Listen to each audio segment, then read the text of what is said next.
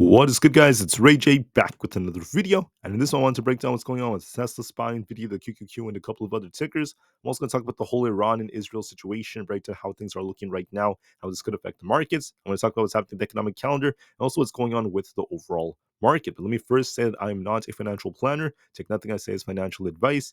And also, if you guys can, please check out the Weeble link, which is down below and in the description. If you sign up for Weeble and deposit $500, you're guaranteed 20 free stocks. Deposit $25,000 or more, you're guaranteed 75 of them, and the offer ends very soon, in just a couple of weeks. Anyways, when it comes to the market right now, we have a very, very interesting trend right here. We saw SPY attempting to rebound on Thursday, approaching this resistance, then we got this big rejection, and since then, SPY has been on a very, very big downtrend amidst all the fears that were emerging about the whole situation involving Israel and Iran. So there's a lot of fear being incited by the media. The situation was very tense, and as of right now, it's looking like things are easing just a bit. So I want to break down what's really going on. So what started all of this, at least, well, you can actually talk about how there's a very, very long history between the countries, the religion and whatever you want to talk about for, centuries and thousands of years or whatever. But going into what happened, Israel did bomb a part of Syria, okay, a very, very important building there, and that killed two of the top commanders of Iran. Now, as a result of this, Iran is angry. Many of their leaders are very, very vociferous, and they ended up launching many retaliation attacks. And they ended up launching a barrage of 300 drones and cruise and ballistic missiles.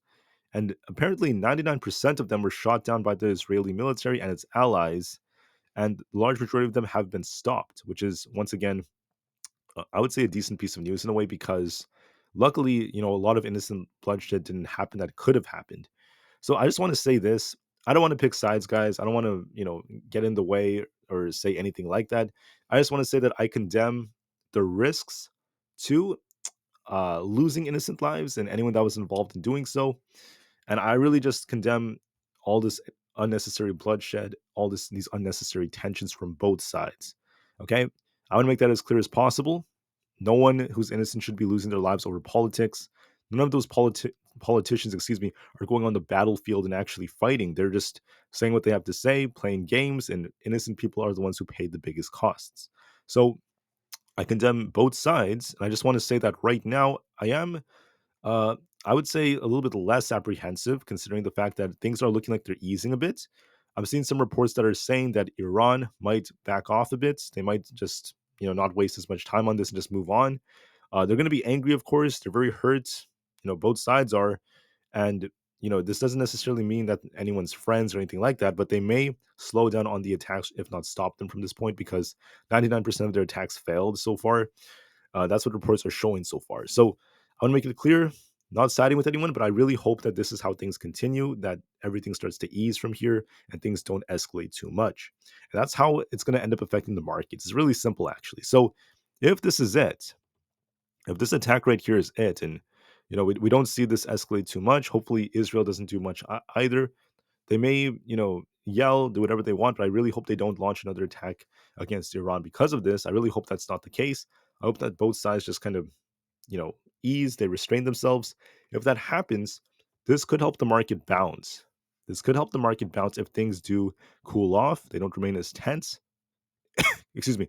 If the opposite happens and there's more attacks that happen from the time I'm recording this until the market opens, way more attacks and something else very big, the market could drop more. But as of right now, it's looking like things are cooling off a bit. President Joe Biden said that the U.S. won't attack, that they're not going to support Israel in a counterattack on Iran, basically, which I think is a good piece of news. I personally wouldn't want that. I just want there to be as much peace as possible. And even Russia is urging Iran to restrain itself in its attack on Israel, right? Its counterattack after what happened. So it's pretty insane how things have been going all over the place. All these countries, including China, got involved. The West was also urging China to get involved, but it's just a very, very insane situation. I just want to say this. I condemn violence. I condemn the innocent bloodshed. I want to see whatever could be done to stop that from happening or putting more lives at risk. That's how I see this. So, with that being said, the odds do favor this kind of cooling off from what I'm seeing according to reports so far. I just saw news about this one attack and since then I haven't really seen much. If there are more attacks that come from Iran, so far almost all of them have just straight up failed. Is it really worth it for them to try again and waste their weapons and so much money? Is it really worth it? or not. I mean, who knows? But as long as nothing else happens, markets could rebound a bit. If something else happens, not going to be the best of news. I want to make that as clear as possible. If Iran keeps trying, or if Israel starts to fund like a counterattack or something like that ends up happening, crude could go higher, and this would be a little bearish for the markets if the attacks keep on escalating. If the attacks cool off like how they seem to be right now, crude could pop a little bit more, but then start to kind of slow down. So that would be a little bit better for the markets. I'll be watching this as time goes on just to be safe. For tomorrow, it's going to be Monday, April 15th. We have Logan from the Fed giving a speech. We have some manufacturing data also coming out at 8:30 a.m. Eastern Standard Time. Then we have inventories data, and then at 11:30 a.m., we have the 3-month and 6-month bill auctions, followed by Daly giving a speech. So very minor data for Monday. And then after all of that, for Monday as well, we have Goldman Sachs and Charles Schwab also announcing their earnings. They're going to be very, very important. So we'll see how things go. And we'll just have to move on from here. Anyways, let's talk about the market. How are things looking in my personal opinion? SPY had this big drop. It dropped really hard, going from 521 or basically 520 all the way down to about 509 a share. 10 points is a huge drop on SPY. It has a big gap to fill up above here, and we are kind of oversold, at least from a technical standpoint. Now, our key supports right now are going to be at 508.5 and 507. If we lose 507, we're easily going to fall to 505, or if not the lower 500s. But I think 507 is going to be a very, very strong support. The entire zone right there, because that's where we have our very important EMAs on the 4-hour and the daily time frame. For resistance, make sure you watch 512.5. If we break that, 515 is easily going to come, followed by 516.5. As of right now, it depends on the whole situation involving Israel. If things continue to cool off, and that's what's happening so far, I could see this base very close to this 508 range and then try to rebound to at least 512.5, if not 515. I think a counter trend is going to come if things don't escalate from here. We're going to see a very, very nice bounce. However, if Israel starts talking about a counterattack and everyone starts attacking each other again, and this continues to escalate, we could see the market pop a bit and start dipping all the way down to 507. If we lose that, 505 or below is coming. What do I think is more likely? Well, it depends on the situation, of course, but right now the situation looks like it's easing a bit. It looks like things are easing, from my opinion, after the fact that Iran's attacks have failed. So it looks to me like there's a very good chance that this is going to attempt to rebound so long as things continue to ease. Look at this support. So we managed to get all the way down to 509. We could get closer to 508 during the pre-market, then look for a rebound. If we get that rebound, look for a push back up to 512.5. That's going to be our 20 EMA test. If we break this, 515 is coming, and I find that to be more likely. So I do favor a bounce, but excuse me, but that also depends on what we get around the world. So keep that in the back of your mind. Make sure you pay attention to the news. Before the market opens, I'd recommend just looking at the news, seeing if there's anything else that happened. If things don't look like they're escalating too much, if there's no new attacks, market should rebound from here. We'll see if Iran ends up doing that. On top of this, don't forget Israel also plays a big role with their role ends up being. For Tesla, now there's a possible head and shoulders like structure, which would be a bit more bearish. But in order for this to play out, you need to see Tesla lose basically like around 170, this 170 zone. If we lose that, this could easily start to sink a little bit lower. That's the more bearish case. The bullish case would be if Tesla gets back above 172.8, look for a move back up to 175, then higher levels like that. Now, this head and shoulders could be a trap considering that Tesla's on a bit of an uptrend and it's showing some life right now, especially when we look at the 4-hour time frame. I'm seeing some more potential life on Tesla. I think that it depends on what happens with the whole situation. As of right now, things are cooling off. At least it looks that way to me. So if things cool off in Israel, there's a good chance that Tesla could attempt to get back up. Might retest 170.5, come down a bit, and start to bounce. Retest 172 and start pushing for 175 all over again. If things continue to cool off like how they are. If there's another surprise attack, and the market turns bearish, Tesla's going to be sinking all the way down to 168, if not 165 if that fails us. And there's a possible head and shoulders like structure. I personally want you guys to know that right now it's not looking like things are escalating too much. Looks like Iran did their attack, they're angry, and now, with that happening, they may not escalate it anymore. So the odds do favor Tesla trying to bounce and come back up to 175. But we'll see the situation just to be safe. But the odds do favor a bounce. For the QQQ, it's the same thing, at least for tomorrow. If we're bearish, if there are more attacks, watch 434 and 432. If we rebound, look at resistance at 439.67 and 440, then 442. My gut is telling me that This could be like a double bottom like structure, and we could see the QQQ try to come down a little bit more and then rebound. We might be looking for a move back up to 440, if not 442, for a little counter trend move. I think that that's a real possibility considering the fact that things are cooling off. So I do favor that somewhat more. For Nvidia, if there are more attacks coming, look for 862 then 853. If we end up bouncing, watch 885 as resistance and 892. My gut tells me it could dip a little bit more. Could dip a little bit more, then try to make its way back up to about 885. So watch this support at 872. It could go a little lower and then try to rebound to 885. I think Nvidia could attempt to rebound a bit, and I think that this whole situation, as long as it doesn't escalate, it could still support that. For the not the QQQ, sorry, for Apple, I'm seeing the same thing. Apple's on a very very nice uptrend. It's looking more optimistic right now. I'm seeing some strength on the 4-hour time frame. Watch support at 175 flat near our 20 EMA. If we lose this, we're going to be coming all the way down to 172.8 or 173, depending on where we are at the time. For resistance watch 177.5, if that breaks, we're going to be looking at 178, then eventually 180. I think that Apple might actually dip a bit and test our 20 EMA one more time. Could retest 175, then start to shuffle. Then we're going to be looking for a push all the way back up to 178. So we'll drop it in a bounce. We still held up and outperformed the market at least on Friday. So Apple was showing some strength, and that's because of bullish news and other deals. So I think that there is potential for Apple to dip a bit and try to rebound. I think it might hold up a little bit better, gaining some relative strength. For a couple more, like Palantir, so this is dropping really hard because of this whole situation. We're at 22 right now. It could dip a bit more. It looks like it's a little weaker. Going to be looking for 22 flats to 21.8. So it might dip a little bit more in the pre-market. Might gap down, but watch and see if we get a bounce off 22. If we bounce off this, we're going to easily retest 22.5, very close to that range. If you lose that, look at 21.8. If we lose that, more downside is coming. My gut does tell me it's going to come down a bit and try to rebound depending on what happens with the situation. So we'll just have to wait and see.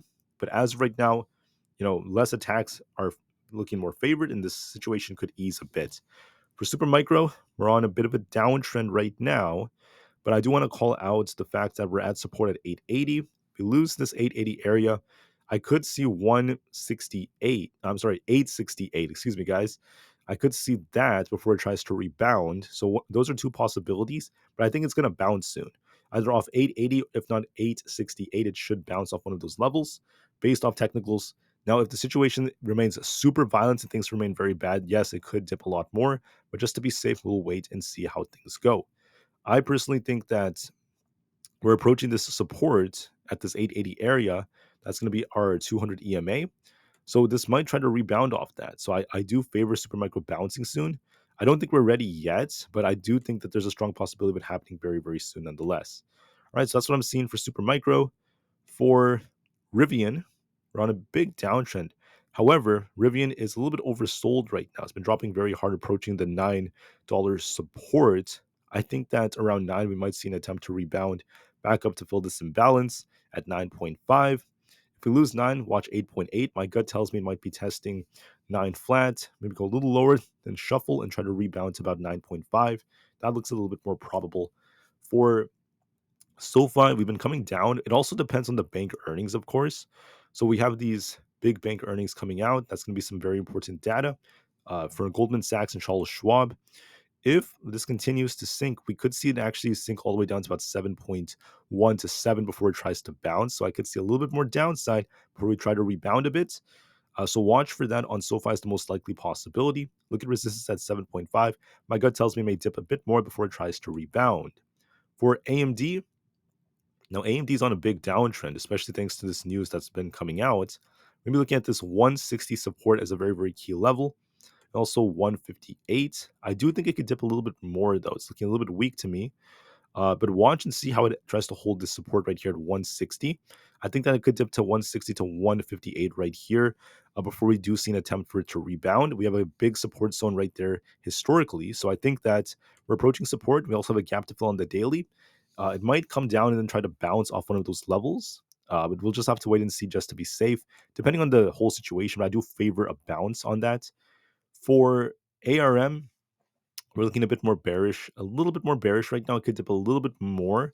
I could see this thing testing 123, very close to that area, and then it might bounce off that and make its way back up to about 127. So I think I favor a move to the upside very, very soon. We might dip first before we get any sort of move like that, though. So keep that in the back of your mind. For Coinbase, we're at support right here at 240. There's also support at 236. Every time we hit 230, 235. 235 to 240, we like to bounce off that. We're approaching that support right now. I think that it could dip a little bit more in that range before we see a counter trend move back up to the 50 EMA at 251. So look for a little dip and a bounce, and we'll see how things go from there. On Amazon, Amazon's looking a little bit more bearish. We're currently at 185. If we lose this, watch 183.7. But at one of those levels, 183.7 or 185-ish, maybe a little lower, I could see this thing bouncing. So it might tip a little bit more than bounce, or even bounce from here, depending on where we are during the pre-markets tomorrow. But I do see a potential bounce coming on Amazon if we hold 183.7. If we lose that, I'm going to turn a bit more bearish, but I don't think that's going to happen. I think there's a good chance it might try to rebound. Same thing on Meta. Meta is barely at the support at 507. If we lose 507, I could see this dip all the way down to 500. I think it could dip a little bit more, but then we're going to be looking for an attempt to get back up above 511. If we break that, watch 516. Might try to rebound a bit first before it continues. Now, this also depends on the news. The chart does look a bit more bearish, but we're at some key support. Maybe we get a little counter trend move first before we dip lower. I'll be watching for that on Meta. For Microsoft, we're at support right now. We're approaching support at this 420 area. We like to see Microsoft bounce off that. And we also have resistance around 427.5. So I think that we could hold the support at 420 and try to rebound to about 423. I think there's a very good chance that that could end up playing out. And I think that so far this is holding up decently. We're at support. I think it's going to test 420. If we lose this, we're going to be dipping all the way down to 417. If we hold this, we're going to rebound. So we'll just have to see how it goes. For Google, watch support at 158. We're going to be approaching this. I think 158 flat. We're at 158.5. I think it's going to dip a little bit more. Do we bounce off the 20 EMA? If we bounce off this, we're going to be pushing back up to 160. If we lose this, we're going to be dipping all the way down to 155. It all depends on if we could get a bounce off the 20 EMA or not. I'll be watching for that on the 4-hour time frame. The VIX, it's been on an uptrend, but watch and see. Does the market end up getting a rebound, causing the VIX to dip all the way down to 16.16? Or does the VIX try to hold support and start pushing higher to 20 plus? As of right now, it depends on how the situation ends up unfolding with Iran and Israel. But I think that there's a strong possibility that we might get a little rebound if things don't escalate too much. So we'll have to see over the weekend, not over the weekend, overnight basically, just to see how it goes. The dollar is pushing, but we're at resistance at 106. If we lose 106, we could return all the way back down to 105.5. That's going to be our support. If we break through 106, that's going to be because of what's happening with crude and also the markets. This could actually go higher, which is bearish for now. My gut tells me that even though it's pushing, we're at resistance. So I'm going to give this a little bit more time and give this the time it needs. With that being said, guys, hopefully this video was insightful about what the market's going to do. We most likely are going to see the market maybe dip a bit more than try to bounce. Look for a little bounce that could be coming later on tomorrow if the situation doesn't escalate too much. If more bad things come out from the news that Iran's attacking tomorrow morning, I could change my view. But for now, I do favor an attempt to bounce. This is looking like it's easing, at least on most outlets. So I'm going to be optimistic and give this the time it needs. But so far, I do favor that this market might actually do something a little bit ironic, considering the fact that it dropped so hard on Friday. Okay, so wait and see, guys. Pay attention to the news. We'll see what Iran does, what Israel does in response. And we're just going to be very, very patient. I just want to say that I don't want to pick any sides. Just want to say I condemn violence and I just hope for peace. That's what all of us, or at least the majority of us, want. So we'll see how things go and let's hope for the best. Thank you all so much for listening. Have a great day. The situation looks like it's easing. That looks a little bit more probable. So that favors the market trying to rebound going into tomorrow. As long as things continue to ease, we'll see how it goes. I'll see you guys tomorrow morning. I'll be giving you guys a report about earnings, not to mention an analysis of the markets during the pre-market. So we'll see how things go. With that being said, thank you all so much for listening. Have a great day, guys. Enjoy the rest of Sunday and peace out.